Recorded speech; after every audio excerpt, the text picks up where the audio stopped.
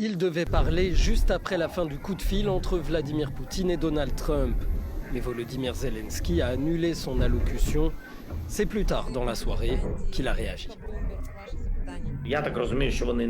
Les Russes ne sont pas prêts à mettre fin à cette guerre. Et nous pouvons le voir, ils ne sont pas prêts même pour la première étape qui est un cessez-le-feu. Car il y a une semaine en Arabie Saoudite, les Américains et les Ukrainiens s'étaient mis d'accord sur une proposition de trêve totale de 30 jours.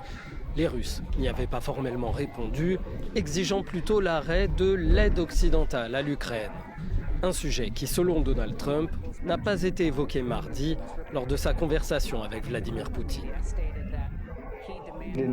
Nous n'avons pas parlé de l'aide, pas du tout.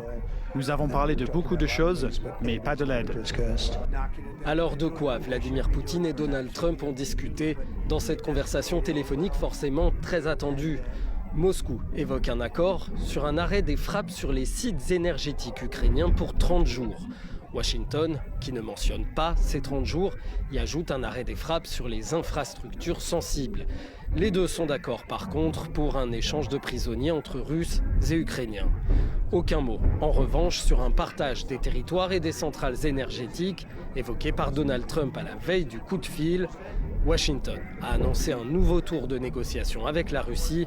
La délégation américaine sera conduite par l'envoyé américain Steve Witkoff ce dimanche à Jeddah, en Arabie Saoudite.